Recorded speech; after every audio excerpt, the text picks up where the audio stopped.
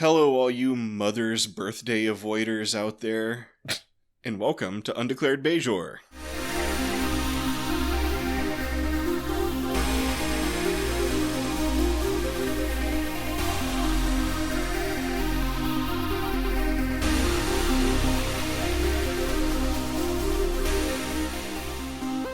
Not the direction I initially thought that was going. Okay. If you don't want to go to your mother's birthday, you're welcome here, but you should consider going to that, because that sounds important. Probably. Undeclared Bajor, the best Star Trek DS9 discussion podcast in all of creation. There are no aliens out there with better podcasts. Well, I don't know. It's impossible. I don't listen to many alien podcasts, so... It's mathematically impossible. My name is Fletcher, about to say hello is Data. What up? Today we're going to discuss Star Trek DS9, Season 6, Episode 5, Favor the Bold. Alternate title, Doritos presents Bolden the Flavor. All right. We will be discussing spoilers up through this episode, but not after this episode, so it's safe to watch along with us if this is your first experience with Star Trek DS9. But we also spoil books, TV shows, or movies not related to Star Trek DS9. So watch out. Yeah, we do. So, Favor the Bold originally aired October 27th, 1997. It was written by Ira Steven Behr and Hans Beimler, and directed by, what's his name, Kate Mulgrew? Heinrich Kolbe. Yes. Are you going to put a clip of her in there, or...? Yeah. Oh, okay. I have my Kate Mulgrew saying that guy's name clip. I always use that. Here it is again. Heinrich Kolbe, German. Hear it? Yeah, totally. Good. Yes, we became involved. So, haven't seen him in a while. It's true. I was just thinking that when I saw him on the episode. I was like, man, we haven't talked about that guy's name in a bit. Yep. And Sirach Lofton is in this episode. Which I need to check to see if he's just like in all the episodes from now on, because... Maybe. Yeah. But the Defiant sits adrift in space, venting plasma. While on the bridge, alarms blare, and the crew give Captain Dax dire-sounding reports. Shields are low, weapons are offline, and 2 Jem'Hadar ships are incoming. The Jem'Hadar ships attack, but when all seems lost, the Rotaran uncloaks and blows one of the ships to smithereens. Dax orders power to the phasers, and the Defiant takes care of the second ship. In the words of Admiral Akbar, it was a trap. He didn't say it was a trap, to be fair. Paraphrasing. There you go. And Worf and Dax exchange good jobs over the view screen, but the triumphant mood is soon soured when they receive word that all ships are ordered to fall back to Starbase 375. See, it feels to me like, because she's like, maybe next time you guys can be the decoy, and Worf's like, yeah, sure. Oh no, we're getting called back to Starbase now. Bye. My planet needs me. Yeah. No, don't die on the way to your home planet, Worf. Chief O'Brien complains that Engage and Retreat seems to be their favorite tune lately. And Dr. Bashir counters that it may soon change to Hail the Conquering Dominion. Which, I guess that's a real song. He's so cheerful lately. She's just like, don't learn the lyrics to that song just yet. I'm like, wait, is that really the, Dominion anthem or whatever?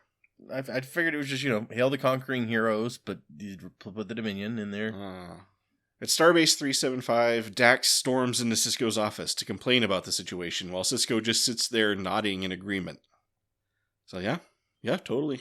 Mm-hmm. Dax says they need to plan, and Sisko says he has a plan. Then he moves to a big screen that was apparently there the whole time, and says, we're going to retake DS9. And there's all these Starfleet icons swooping with arrows towards Deep Space Nine, so... that shows you they're how going it's to going to work. One swoops that way, the other swoops the other way. That's a good-looking plan. Let's put all those guys and move them towards the station. Apparently, in the shots of Starbase 375, in this, so the way that it's phrased is, supposedly, The USS Antares, a Federation starship built by Adam Buckner, was filmed for this episode. The ship was positioned in the background in shots of Starbase 375. So, it sounds like they don't have proof of this. It's supposedly happened. Well, the only shot I noticed was the first one when they get to Starbase 375, because the Defiant and the Rotaran were the only ships there. And I was like, did they just get there first? Or are all the other ships, like, off camera or something? So Dr. Bashir examines Garrick, who is paranoid that Starfleet intelligence has planted a mind-reading bug in his head. As they do. Yeah. Apparently he has been being debriefed by Starfleet intelligence, and it makes him uneasy. They're like, what do you know about the Cardassians? Lots. I know Gul Dukat is an a-hole. Well, everybody knows that. Tell us something we don't know. I know a bunch about the latest dress fashions. Sisko pitches his plan to some admirals, but they have some concerns. Won't the Dominion throw everything they have into defending Deep Space Nine? Yes, says Sisko, but that just means they'll be distracted fighting us and not making mayhem elsewhere. Also, it'll leave their flank exposed. But won't it also leave our flank exposed? What's to stop them from just attacking Earth, says one guy. Well, Earth doesn't have a wormhole that leads to the Gamma Quadrant, so they'll probably see that as not a huge priority right now.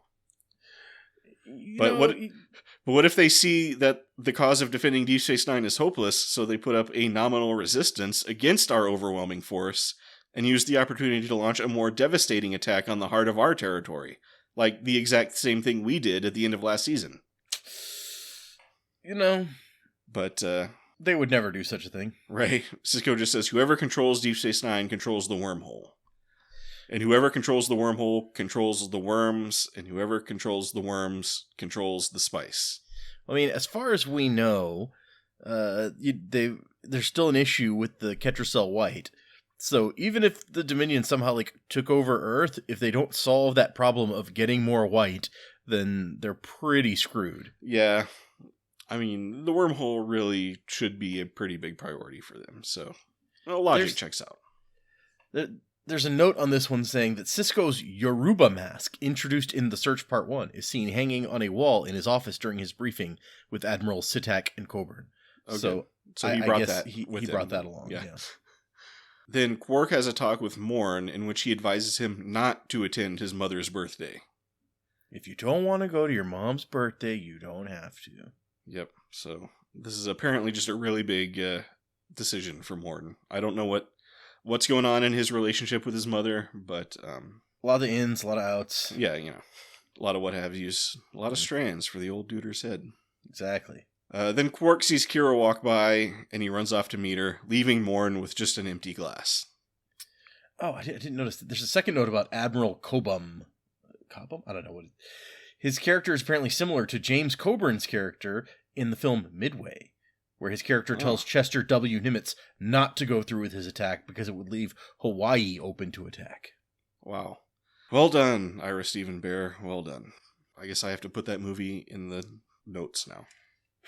So Quark and Kira go to Odo's quarters to try to talk some sense into him, but he's been locked in there with the female changeling for 3 days. And the Jem'Hadar and Bajoran guards outside are under strict orders not to let anyone in. Quark boldly tries to push in past the Jem'Hadar, but it doesn't work. I mean, it's a plan, that's for sure. Right. I mean, is it even a plan?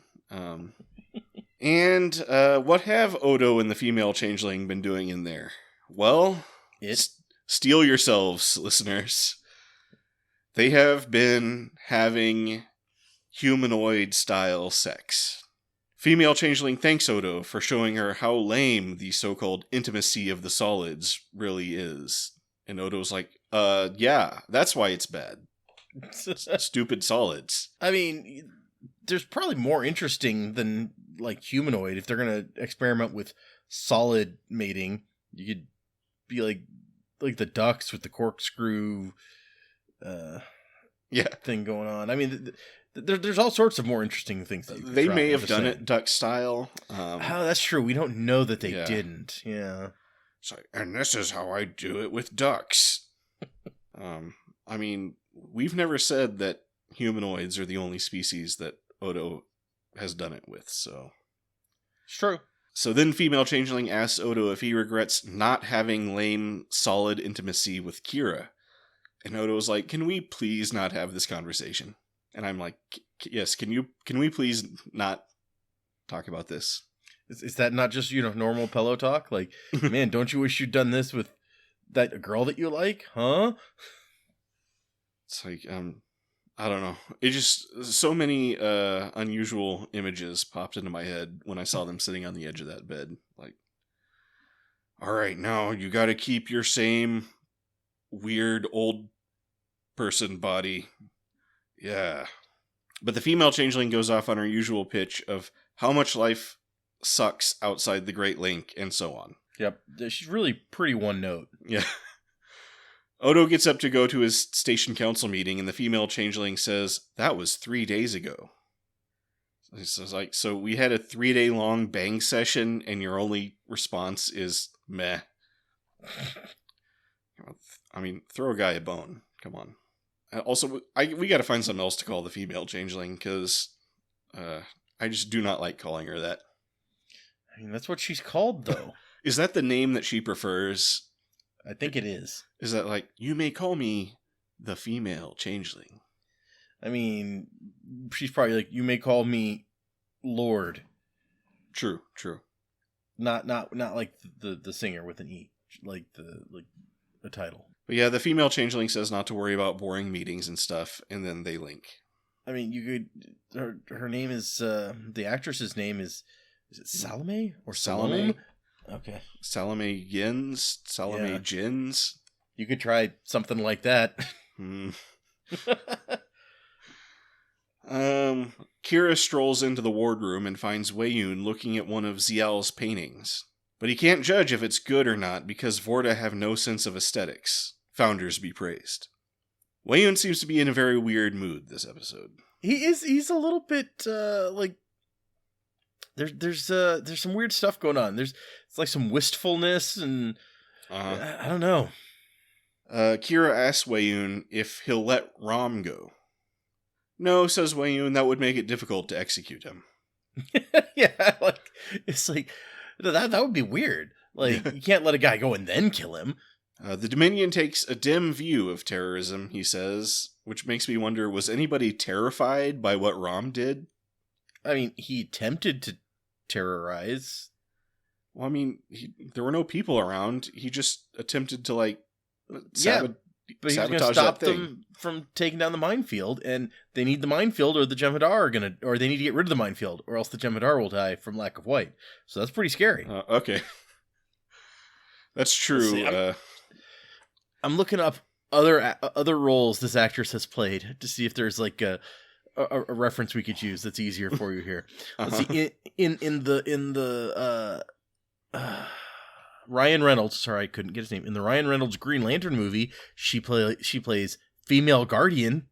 So wow. that's clearly much better. In an episode of Star Trek: The Next Generation, she plays humanoid progenitor. Oh yeah. In a TV series called Superboy, she plays Martha Kent. Sister MacGyver in an episode of Sister Margaret in an episode of MacGyver. Oh, I was like, Sister MacGyver. No, yeah, that would be weird. Helen McCall and Trapper John M.D.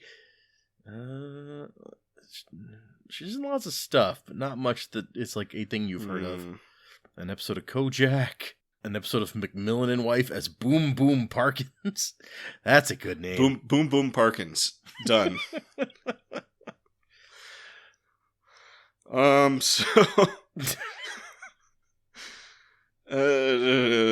So Quark and Lita go talk to Rom and break the news of his impending execution. Rom isn't thrilled, and neither is Lita. Quark resolves to find some way to get Rom out of here, which he was going to do for free, but then Lita offers to work the Dabo tables for free if he does that. So, not the best negotiating, but... Well, I think, he might have only been willing to put in, like, X amount of effort to do it for free, but now that he's got that extra impetus, he's going to, increase to Y amount of effort.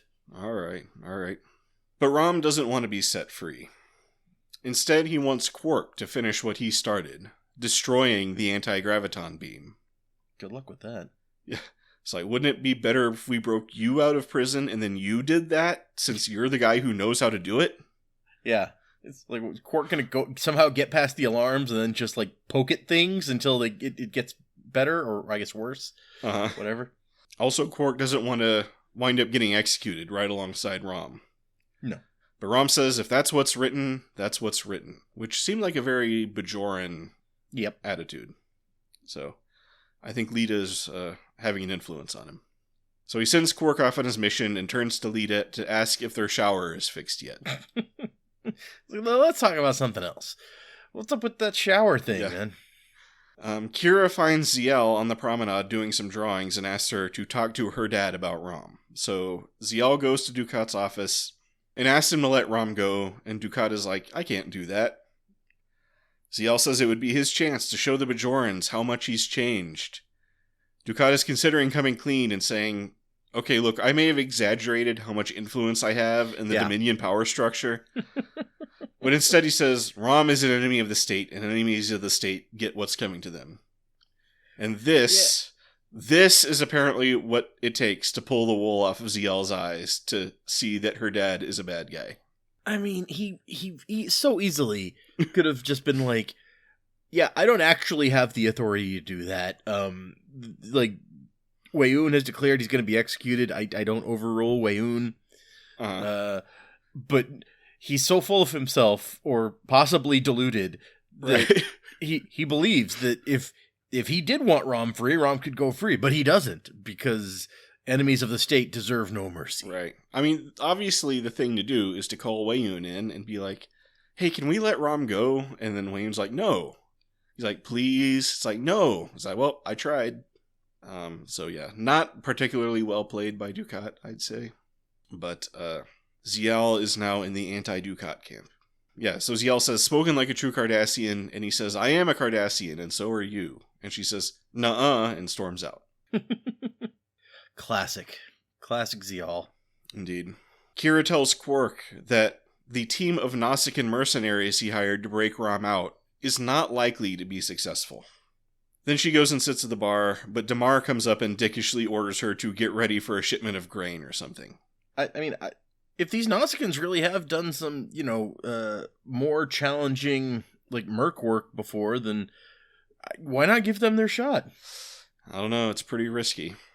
I mean, she was saying it's like, before they even do anything, they'll show up at the station and start picking fights with all the Jem'Hadar, so... Well, yeah, but what's the worst that could happen? They'll get killed before they even have a chance to rescue Rom, and... It's like, play Domjot, Jem'Hadar. That does sound like them.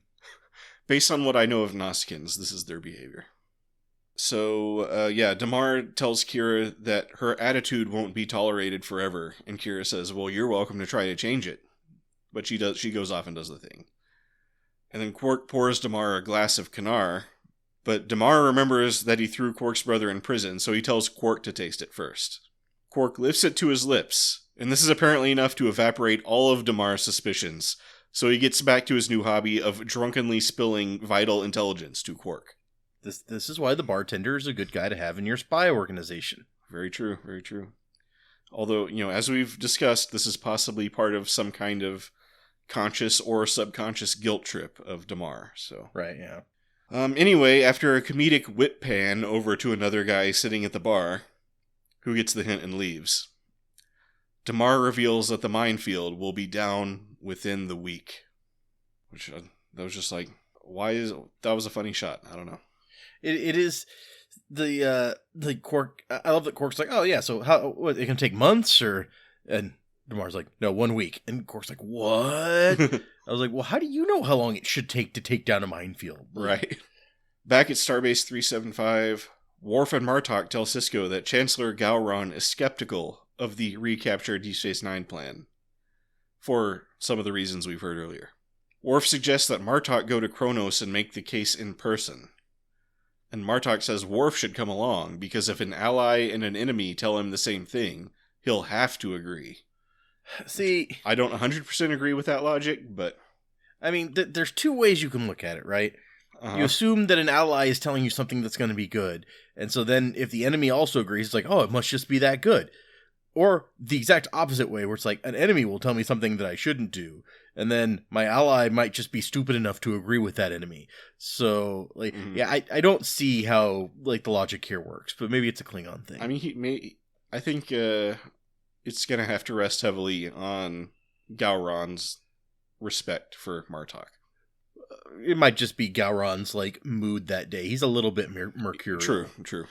But it, ironically, or maybe not ironically, coincidentally, Worf is in fact returning to his home planet because he's needed there. So, oh my gosh. Yeah. Stay safe, Worf. Quark tells Kira about Damara's bombshell news. Odo's useless, so the only thing they can do is warn Starfleet. But how do we do that? They wonder. Then over comes Jake, who in the world's most unbelievably fortunate coincidence, starts bragging about how he's getting a secret message off the station to his dad. This guy is so bad at secrets. I mean, maybe it's just a reporter thing that everyone needs to hear me talk or whatever all the time, but he's just like, yep, I'm doing something super secret. Want to hear about it? I gotta brag about this. Morn, it seems, is either going to his mother's birthday party after all, or is participating in Jake's secret message plan as an excuse to miss it. It's just, also, like, it apparently never occurs to Jake that maybe the resistance movement that you're a part of could use an opportunity to get a message to Starfleet. Like, he's just like, I'm not gonna tell you I have my secrets. I'm like, are you dumb? Right. Like, okay. Aren't you in the resistance cell? Yeah. I don't know. Because it seems like he already gave the message to Morn. Because Morn's wrapping the present, and apparently it's hidden in there, so. Yeah. Well, I think the ribbon is the message. Oh, is it the ribbon? I thought it was like a... Well, because later Admiral Ross is like holding a big long ribbon, so... I thought that's what they were getting at, but... maybe that would make sense. It's like, if the Dominion, like, scan your package, they won't... The ribbon won't come up as something unusual, so you could write something on there. Yeah. I mean, I don't know why you couldn't just tell Morn the message and then reduce the chance of it being found, but... Interesting point. Yeah. Whatever. That is possibly my nitpick of the week. I got some feedback. We do not explain the nitpicks of the week well enough, so... instead of putting the message in Morn's present, which could be searched by the Jem'Hadar, why don't they just tell Morn the message in his brain, and then he can just go call Sisko later and tell him the message? Yeah, it's not clear how... Okay, so Morn is a Lysepian? Yes? And or Illurian. No, he's a Lurian. You're right, I'm sorry. He's a Lurian. So, Lurian traders... I mean, maybe they're neutral, so they're allowed to go into both areas of this of like the war without anybody getting upset about it. Mm-hmm. So, like, he could have been couriering messages this whole time, basically. I don't I don't know why it needs to be his mom's birthday for like him to be able to send messages if he's allowed to just move in and out of Dominion territory freely. Yeah, and also you'd think maybe like Dominion intelligence would keep a close eye on anybody coming and going from Deep Space Nine. But have we ever seen any indication that they have an intelligence apparatus? I mean, they were getting intelligence from somewhere, as we see later in this episode. So that's true. Yeah, I guess maybe it's like changelings. Like, I don't know if it's like Jem'Hadar with fake mustaches or like what's going on, but... So, they go over to Morn, who is wrapping a present, and then they stand over him and stare at him creepily. He's so bad at wrapping the present, too. It's just, it must be tough. It's almost in that like outfit. He's an actor in like a big bulky costume. But it looks like it's very, like, he can't turn his head down because he's not allowed to have a chin. So, like, it must be hard to look down at, like, something you're doing in front of you on the table. Yeah. Respect to that actor. I think Armin Sherman brought it up in an episode of Delta Flyers I was listening to, that it's kind of like an injustice that, like, someone like Tiny Ron can come on the show and not have any lines and then get like a full like guest star billing. But Morn, who consistently brings it in all these episodes, like only gets paid as a background actor. Oh man, that does suck. But yeah, I guess with the no lines, they're like, oh, we can pay you scale. Yeah. So yeah, at Starbase 375, Cisco and Ross read the message ribbon and decide they don't have any time to wait for Klingons or more Starfleet ships. They have to launch the attack now. Dukat tries to show Weyoun the flashes of mines being deactivated, but Vorta have weak eyes. So Dukat explains the rules of how this is going to work. They have to shoot each mine individually with the anti-graviton beam to disable its self-replicator, and when they're all deactivated, they can blow up all the mines at once and let the thousands of Jem'Hadar ships on the other side of the wormhole through. Yep. So those are the stakes. That's the game we're playing. But Damar comes in with urgent news. A bunch of Federation ships have gathered at Starbase 375. Weyoun asks why, and Damar's like, "Oh, beats me. It just seemed like the kind of thing you'd like to know." He's like, "Why don't you know?" I was like, "Well, we used to have this thing called the Obsidian Order." But yeah, Weyoun gets mad and leaves. I mean, how did they know that that's where all the ships were going? So that they have something watching over there. Yeah, I mean, maybe they just have those long range sensors or something, keeping an eye on this stuff. But so Damar says Weyoun should be more respectful, and Dukat says he may someday let Damar teach him that lesson. Which, yeah, go ahead and keep thinking that. Yeah, it's just like, how deluded do you continue to be, my man? Like, how do you picture this happening? Is it right? Like, you're about to bring thousands more Jem'Hadar ships into the Alpha Quadrant. Like, how does this play out in your mind that is going to work? I have the hardest time with this. How are you ever going to be in a higher position than Weyoun, like in the Dominion hierarchy? Like, Dukat and Damar continually references it as if like this thing with the Dominion is a temporary thing. Once they're back on top, they'll whatever. And I'm like, but yeah, like, how are you ever overthrowing the Dominion? Yeah. Then Dukat asks Damar a personal favor. Can you go talk to Zial for me and get her to start talking to me again? And it's like, wait, what makes you think I'll be able to get her to talk to you? Also, shouldn't we focus on this mysterious buildup of enemy ships? No. But Dukat says, no, go talk to her. Yeah. Zial is in the cargo bay complaining about her dad to Kira and insists that she isn't going back to him. Kira's just over here like, yeah, I've heard this before. Yeah. I mean, yeah, I'm the one who told you your dad sucked, but right, you don't mean it. It's okay. She's just like doing her work. She's like, yeah, just wait till you calm down. But yeah, then Damar stomps in and says, hey, you should go talk to your dad. And to his credit, he did come up with a nice little speech about being a true daughter of Cardassia and standing by her dad in these complicated times. But his choice of moment is maybe not the best, and the words true daughter of Cardassia were probably not good, given her current state of mind.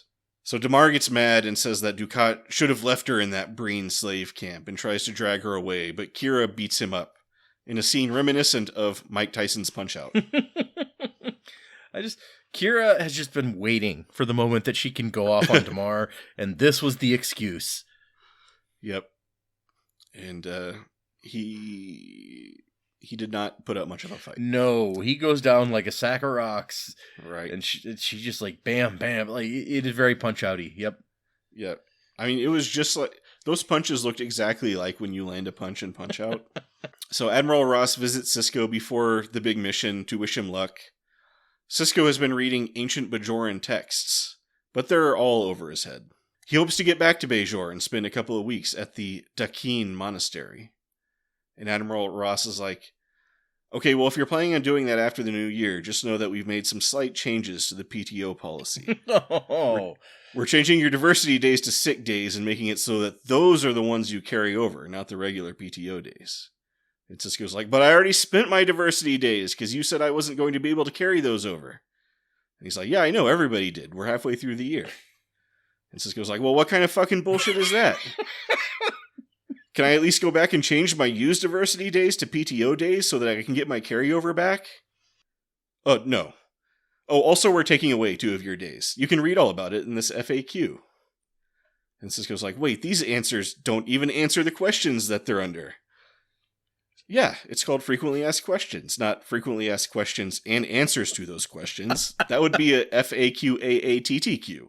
Oh, Fletcher. I will use any platform to complain about that. Oh, gosh. Okay. Anyway. Yeah, coming back from that, there's a note in here about Sisko's passionate speech to Admiral Ross about the beauties of Bajor. Indicates the first time he has openly revealed his love for the planet. However, it is not the first time he's spoken passionately about Bajor. In the 3rd season episode, The Search Part 1, he vehemently declares he will not allow Bajor to fall into the hands of the Dominion. Dax even comments in the episode that she hasn't seen him this passionate about something since Jennifer died. His plan to live there, however, represents a new stage in his affection. Yep. And apparently this whole scene, not in the original cut of the episode. Oh, really? It was a last-minute addition when they were running short. And Ronald D. Moore says, Sisko's desire to build a home on Bajor was something we've been talking about within the writing staff for quite some time. So I guess they're like, hey, we need a couple minutes. Let's throw that in there. Something about the scene did feel a little bit weird.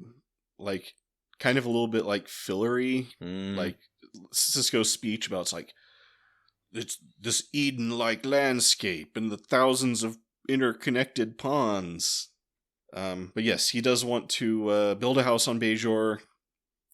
He'll still go wherever Starfleet sends him, but home will always be Bajor. I mean, look, if there was a planet out there where you were considered the next best thing to God, you'd probably want to spend some time there too. So it's like that episode where Jane is the hero of the Muttered Village, and he doesn't actually want to be there, but. That's so I guess that's not the best example. But anyway. And I think that wound up not turning out very good. Well, I mean, yeah, because the boss, the people in charge were not fans of him. So, yeah, that's a fair point. I haven't watched that episode in a long time. It's a good episode. Did you even say that was on Firefly? Yeah, I think I said that was on Firefly. Okay. I think. I thought you just started talking about Jane. Like the episode is called Janestown. Forever, and go watch Firefly. It's all good. Right. I'm sure it's on Netflix or something. Something. So yeah. Nog, wearing a snazzy new uniform, finds Chief O'Brien and tells him he's been made an ensign and thanks the chief for all his help. Okay, why? Is my question. Why is he an ensign? Yeah, so he was on his 3rd year work study program on Deep Space Nine. And now, after, I guess, a year of which I feel like they can't all go and study in person someplace for a year. We've never seen cadets on the Enterprise doing their 3rd year work study program or whatever. But I mean, there's all kinds of people running around the Enterprise. I don't know who a bunch of those people are. Okay, that's a fair point. But so there was no more school that he needed to attend, or are they just graduating everybody early because they need some bodies to shove in front of the Dominion guns? I think it's partially that. And Nog, he's just been basically working on the Defiant for a while, so he's pretty much doing the job anyway. Yeah. I mean, this just seems like a really bad omen to me. Right. Yeah. Because it's look, we don't have time to go through your whole academy stuff. Just you be an ensign now and start fighting. No graduation ceremony for you. Right. Here's a little pit for you. You now outrank Chief O'Brien. Right, yeah. I was like, how come O'Brien never calls him sir? I just think he couldn't bring himself to do it. No, O'Brien's I will die first. Right. Which, didn't he at one time predict, someday I'm going to have to call that guy sir? He did. That was a thing he said, all right. And he still hasn't done it yet. So yeah, the two report to the bridge, and the massive attack fleet begins to roll out. Autobots, roll out. I am going to change into a truck now. Word quickly gets back to Dukat, who tells Weyoun that a ton of ships are on their way to Deep Space Nine. Or Terok Nor, or whatever. Dukat says to defend the station, they'll have to pull all their ships off the front lines, and Weyoun immediately is just like, yeah, do it. But just remember, last time we did that, our shipyards got blown up, so maybe let's think this one through. They're acting exactly like Sisko predicted they would act. So I guess that's good, except that, I mean, it's all their ships, which we find out, like, outnumbers them 2-1 or something, so that's not as good. Yeah. Depending on the relative strength of these ships. Also, now that we've pulled all of the ships back from the front lines, are the remaining Federation and Klingon ships able to go in and do super cool attacks elsewhere? Maybe. I feel like they really should take advantage of this. I mean, I got the impression, like, there was one fleet they were going to leave behind on Earth, and everybody else was basically going to join them in the attack on Deep Space Nine. I don't know where those guys are now. And I don't know what the Klingons are doing right now. Yeah, how many fleets? What fleets do we have here? Because it was going to be like 3 fleets that showed up, and I'm trying to remember. The fleets are numbered, so I did not keep track or pay attention to that at all. Okay, so elements of the 2nd, 5th, and 9th fleets are going to come off the lines to help retake Deep Space Nine. Meanwhile, the 3rd fleet will stay able to protect Earth. So that means there's at least a 1st, 4th, 6th, 7th, and 8th fleets out there somewhere. I mean, does it? What happened to that fleet that got, like, reduced down to, like, 12 ships? Oh, yeah. Maybe they didn't renumber or anything. Yeah. Yeah. Hold on. Now I gotta go back. Okay, hold on. Let me see what I can find about fleets. Right. Starfleet fleets. Oh, good. During the Dominion War, they were divided into Starfleet ships were divided into fleets or task forces. There are only so many fleets that apparently get referenced in any way, which are the 2nd, 3rd, 5th, 6th, 7th, 9th, and 10th fleets. So there's at least 10 fleets out there. Okay, the 2nd fleet, we know they're helping out with the attack to retake Deep Space Nine. The 3rd fleet remained to protect Earth. We knew that also. The 5th fleet was also helping to retake Deep Space Nine. Okay, that's what there is about that one. What about the 6th fleet? Was pulled from the Bolian front for redeployment. At some point. That may be a spoiler, actually. Hold on. Yes, that is a spoiler. I thought they were talking something about the Bolians. The Bolian operation. Yeah. Yeah, no, this one is from a season 7 episode, so you can cut that out or something, I guess. That's the only reference to that fleet, apparently. Here we go. The 7th fleet was the one that only 14 of 112 ships survived the assault. So there's still a bunch of fleets out there. Maybe. That could be doing other stuff, maybe. Yeah. I'm sure someone has, like, made big, like, deep analysis diagrams with arrows and stuff, but... You mean like the one that Sisko had with the... Right, exactly. The deltas taking... Oh, there's... In the article about the 9th fleet, there's that picture. Sisko standing there. Let's see what it says. Okay, so these deltas aren't labeled like fleet or whatever. They're just like SCFI and then numbers. So, okay, that's not that informative. Too bad. So, anyway, Damar shows up to Ducat's office all beaten up and asks to speak to Ducat privately. He wants to arrest Kira for beating him up. Also, Zial isn't coming. But Wayun overhears them with his good Vorta ears, and also the fact that he's standing less than 10 feet away. Yeah, I mean, he gives credit to the ears. He's like, oh, we don't have good eyes, but we got good ears. Which, to be fair, they are big old ears. But I'm pretty sure anyone would be able to hear in that room, is all I'm saying. Uh-huh.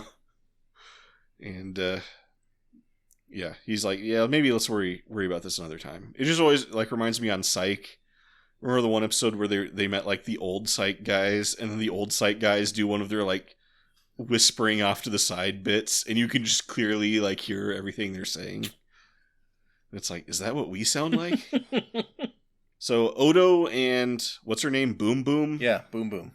Odo and Boom Boom overlook the promenade and watch all the people, while Boom Boom is like, wow, look at all those lamos. And Odo's like, yeah, well, they value their freedom. And then Boom Boom is like, we'll have to break them of that. What? Break them? Oh, did I say break them? I meant live in nice, loving, hippie harmony with them. Odo, where have you been? Like, I'm sorry, but a few episodes ago, you understood how the Dominion worked. And now you're like, oh, but the Link is so fun. They can't be all that bad, right? I don't care. Like, Kira was like, millions of people are going to die because you are being a jackass, Odo. And he's like, yeah, what does that have to do with me? I don't care. And now all of a sudden he's like, oh man, I kind of care. It's like, oh, wait a second. Boom Boom Parkins strikes again. Then Wayun shows up to talk to Boom Boom. He congratulates her for the good job she's doing manipulating Odo. And she's like, no, all we care about is Odo and bringing him home. That's why we kicked him out of the continuum or the whatever. Right. Yeah. Whatever, Boom Boom. She's just like, excuse me? You shut your mouth, Forda, man. Yeah. So this is a little cheeky for you, Wayun. I would not talk to my god like that. Yeah, exactly. Odo sees Kira walking by and tries to talk to her, but she does let the elevator doors close move on him. Which, I mean, I feel like you could have stopped those elevator doors, my dude. For one thing, you're a changeling. You could just squeeze right in there. But well, is that how their doors work though, or will the doors just like keep closing no matter what? That's a really dangerous door. I feel like this is a Cardassian space station. They have giant trip bars all over the place. Yeah. So got to be on your toes at all times on a Cardassian. Yeah, okay, that's fair. Yeah, might be. Yeah. So Odo finds Kira in a corridor and tries to apologize for, all the stuff. Kira is quite mad and says they are way past sorry and storms off, and Odo is sad. You deserved it. Oh, okay, but now you got me thinking about it. I wish that there had been like a recurring storyline where they had Chief O'Brien like cut out all of those like trip bars at every single doorway. And then when the Cardassians retake the station, they're like, oh geez, where's the door things? Like I can't even walk here. What's going on? Right. They're constantly like stumbling and falling down on the level floors. Yes, that would have been amazing. It's like every fifth step I have to step on a elevated thing. That's how Cardassians work. But yeah, the Starfleet fleet continues to Deep Space Nine. Garrick, who I guess just works on the Defiant now, points out that 11 ships have dropped out before the attack even started. Then O'Brien says a big fleet of Dominion ships is coming to meet them, and they have twice as many ships as calculated by super smart big brain Dr. Bashir. Yep. And then Sisko asked to see the fleet on maximum magnification, and I just really wanted it to like zoom in way too far. Yeah, it's like you see like a Dominion guy in the window eating like something. Right. He's like, oh shoot, no, zoom it a little bit back out. And then Sisko says, fortune favors the bold, which hey. And then they get ready for battle. To be continued. Yeah, apparently like the original we talked about early on how like this kept becoming a bigger and bigger arc, these 6 episodes including the next one at the beginning of the season, but for a good while in there it was a 5-episode arc. This episode and the next one were just one like in the story that they were working on. It was like fleet goes to retake Deep Space Nine, but as they got down to writing it, they were just like, there's too much in here. We can't, this is going to have to be split. Yeah. And so, yes, Ira Stephen Bear and Hans Beimler, like, basically broke the episode in half, and they each went off and wrote, like, a piece of this, what became, like, a 2 thing. Oh, okay. So, Ira Stephen Bear wrote one, and Hans Beimler wrote the other? That's the way the note makes it sound, yeah. I mean, they'd written it together at first, right, but then it was too big, so they, like, finished up, at least, separately. Something makes me suspect this one might have been the one that Ira Stephen Bear wrote. Like the Admiral who is a ripoff of a character from Midway. No. The episode began life based on the 1961 J. Lee Thompson film, The Guns of Navarone, a film about a mission behind enemy lines to destroy a German weapons depot. Originally, the plot of the episode was to involve a covert mission to destroy a Ketracel White facility deep in Cardassian space. However, during early stages of rewrites, that mission was relocated to A Time to Stand, and Favor the Bold was reformulated. Sure. Oh my gosh. Can we get one episode that is not like an old movie? No, we can't. Not if Ira Stephen Bear's involved. He just he sits around and watches old movies every night, and then the next day he's like, okay, I got an idea for an episode. And you're gonna make it because like I'm in charge or something. Yep. That's how I imagine it goes. All the rest of the notes are about the title, so I guess I'll save them for title review. But... All right. So we can jump into reviews. What do you think of the episode Favor the Bold? Okay. It's tough because this episode is really the start of a lot of things. It does not wrap up anything, basically. There's a lot of, like, just at the end of the episode, it's like Odo starting to second guess things. You've got, the fleet obviously getting set up to go. The minefields getting ready to be taken down. But none of that is resolved in any way. There's no satisfaction from the episode. It is 100% a setup for what comes next. Yeah. So, that said, I think that it is a good setup. I think we do lots of good stuff in this episode. I like the opening, seeing like Dax and Worf like working together to blow up random Dominion ships. That was kind of a fun little game that they've got going. And then they're all annoyed about having to retreat again. And it is a weird scene where Dax just goes and he's like, I don't know what you like top brass are thinking out here, but let somebody from the front lines tell you. And Sisko's like, dude, that was me 5 minutes ago, literally. Like, you just got commanded to Defiant. You need to chill a little bit. But, right. And he's just like, yes, I agree with everything you said, which is why I have a plan to do exactly the thing that you said. So that was kind of fun, an interaction for them. The stuff on the station, Jake just annoys me because he's an idiot, but it ends up working out that he can't keep a secret, so it's fine. I never disliked Jake until the end of last season when he decided to stay on the station into everything he's done this season. I'm just like, it was better when you weren't in the show, dude. Like, I didn't have to be this annoyed by you. But it's fine. The scene I actually really love the scene with Rom and Lita and Quark, where she's like, I'm gonna die, and Lita's so upset, and it's fun. It's overall, I think it's a really good setup. It's just not in and of itself a like great episode. So I'm like waffling between like rating it by itself. Do I put it a little bit lower because it's not a complete episode by itself, or do I rate it like as part of the whole thing where I think it's better? I think I'm going to give it a commander. I'm it's a really hesitant commander from me, but I think that's what I'm going to go with. Yeah, I mean, I just don't have a lot to say about this episode. I mean, there's some stories I just kind of don't care about, like Zial and Dukat and Odo and Boom Boom.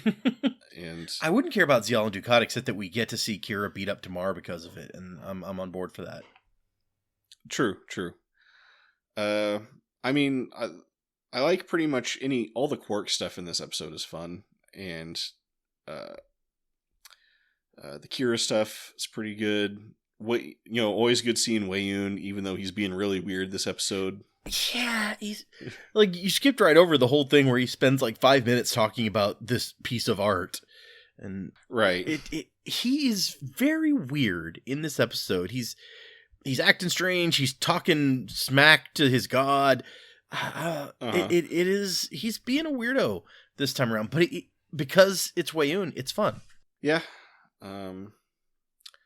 So I don't know. Damar is, I'm not quite clear what's going on with Damar right now. I don't 100% buy the theory that his alcoholism is a symptom of a secret guilt, but yeah, it's just it's kind of a weird episode, and there's also a lot of wonkiness in it. A lot of kind of, like I talked about that scene between Ross and Sisko a little bit. It just it felt a little weird and padding-y, and some of the scenes, they just felt a little bit weird to me. I don't know how to describe it, but at the same time, it does feel kind of like a commander. I don't know why. I think just because, like, it's fun to be on the ride of the story moving along. So, you gave it a commander, right? Yep. So yeah, I'll also give it a commander. I don't know why. I can't articulate why. It's kind of like it's not an episode I think you would ever watch just by itself. No. But yeah, I mean, it's got some stuff in there that kind of works. I don't want to imagine like Odo and Boom Boom like having solid sex, but whatever. So the clothes are also part of their being. So right. Do they like remove the clothes, or do they just like go over the I don't know, it's weird. Yeah, did they like replicate some clothes so they can take them off? Or no, let's just not. No, yeah, there's no need to get deeper into this. You're right. I don't know why we have to spend so much time in this show focusing on Odo's sex life. It's a little weird. It's what the people want to know. Yeah. I want to hear more of Jake's exploits with Dabo girls. I don't want to know whatever this weird stuff is going on with Odo. But title, what do you think of it? What do you got to say about the title? Okay, so there are some notes about the title. The title is a paraphrase of a line from the narrative poem The Aeneid. Aeneid? The Aeneid. Thank you. I knew I wasn't saying that right. Written by Virgil in ancient Rome, the poem is a, quote, sequel to the Iliad by Homer, and describes how the wanderings of the Trojan soldier Aeneas bring him to Italy, and ultimately to lay the foundation for Rome itself. The actual quote, as spoken by Cisco in the episode, is "Fortune favors the bold," or "Audentes fortuna iuvat," and is found in Book 10, line 284 of the poem. Nice. So, I did have to read that in college, but I do not remember anything about it. Well, except that it basically tells like it's basically about how like some people escaped from Troy after the events of the Iliad and wound up basically becoming the precursor to the Roman Empire. Yeah. So that is the legend. Let's see. There's the phrase would show up again in Star Trek Enterprise as the motto of the Columbia NX-02, Earth's second Warp 5 capable vessel. Oh. So there you go. And then this note, James T. Kirk utters a similar line in Star Trek IV: The Voyage Home. May fortune favor the foolish, before launching the HMS Bounty on a time warp. In the novelization, Spock catches the reference shortly before the ship's warp drive is engaged. So now I want to get the novelization just as Spock can be like, oh, hey, I get that. I get that. Yep. It's like a Captain America thing, because Spock hasn't had memory for a bit. So he's like, oh, I understood that reference. Nice. But yeah, I mean, I don't know. It's it helps that he said fortune favors the bold in the episode. Sure. Yeah. I some people might be annoyed by that, but I actually think it helps the title along. Yeah, I think I think that it is fairly. I think it's appropriate, fairly clever, and somewhat memorable. Like, this is one of those, like, Deep Space Nine has a few episode titles that are, like, weird quotes or references to things that I'm like, I always remember that as is the title of a Deep Space Nine episode, because it's just so, like, out there. And so this is one of those where I'm like, oh, I know what this is, and I know it's a Dominion War thing. I don't know that I could connect it exactly to this, but it's like, yeah, exactly. You hear that, and you know that's some kind of like, Dominion War stuff. But I've been thinking as I've been like editing these first few episodes of the season, is that this increased serialization really has made individual episodes a little bit harder to remember. Yeah, for sure. So, it's definitely something you could hear that and be like, oh, that was somewhere in all that like Dominion War stuff. Well, and the Dominion War gets a lot of episode titles that are like that. I'm looking back at previous seasons, and one of the ones that stood out to me is like Nor the Battle to the Strong. I'm like, okay, see, that's one of those like quote things but I'm like, oh, I know, I that's a Deep Space Nine episode. Although the Dominion wasn't in that. No, but I'm saying, like, there's not as many of those early on. As we move forward, there's more of these where it's like season 6 has Wrongs Darker Than Death or Night. It has, in the Pale Moonlight, obviously. Right. But then in season 7, you even get like Inter Arma Enum Silent Legis or whatever, and then once more Unto the Breach and that sort of thing, where you're like, okay, so that's like some sort of thing from somewhere that they're making into an episode title. And I think it gets more common as we go into like the more serialized era of the show. So, and I think this is a pretty clear like red episode if we're gonna keep up our uniform color. Yeah, red for sure. So, I have a feeling we're gonna have a lot of red episodes. Yeah, I can see that. Yeah, we'll see. But you got any final thoughts before we wrap up? No, I'm good. So, we'll call it there. That's our discussion of Favor the Bold. Thank you for listening. If you like that one, I can't even think of a good, like, maybe you'll like episode. Just go back and listen to all the old ones. Yeah, you might like all of them. Start at the pilot, which is one of the best podcasts ever made, and just listen to all the old episodes. Or go into the future and listen to some of the future episodes. Oh, yeah. Yeah, start at the last one and work your way back. Who knows? That would be an interesting approach, yep. You can do anything in if you believe. The podcast world. You have the freedom. But yeah, like I said, if this is the future, you can find all that stuff wherever you're listening to this. And if you want to leave us a comment, you can do that on YouTube. I know all these like podcast apps have their own comment sections. I do not look at any of those. I'm constantly discovering new apps that we're on. Yeah. Once you're out there, you start just like leaking into all of the little nooks and crannies of the podcast world. Like suddenly now we have a bunch of listens from something called Harley, and I can't even figure out what that is. I just Google Harley and it pulls up a bunch of Harley Davidson stuff. And I pull up Harley podcasts and it pulls up stuff about podcasts about Harley Davidson. Yep. So if somebody is listening on something called Harley, can you please go to the YouTube video for this episode? www.undeclaredbajor.com will take you to the YouTube channel. And tell us what Harley is, because I don't know. And apparently we're on Audible now. I didn't realize that. So I did sign us up for that a long time ago. But they were like, we'll send you an email when that comes through. And they never did. And then all of a sudden we're getting a bunch of listens from Audible now. So whatever. Or, not a bunch, but like, some more than zero. Yeah. So, yeah. Anyway, my name is Fletcher. About to say goodbyes, Data. See ya. We look forward to seeing you next week. But remember, I still got to come up with a good sign off. We're going to be all the way through the season before we come up with one. Remember, favor the bold flavor. Wait, what's I was trying to think of like what Damar was saying to get her to go and hang out with Ducat. It's like, remember, you're a true daughter of Cardassia.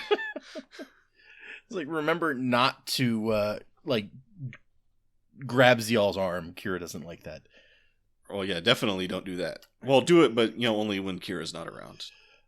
Maybe that's not the right lesson. No, don't do that. No, remember Vorta have good ears but bad eyes. Right. So, if you're gonna insult them, do it in sign language. Exactly. Yep. Yeah. Okay. So just do that. Lesson. Remember to always insult a Vorta in sign language. Right. Okay. Got it.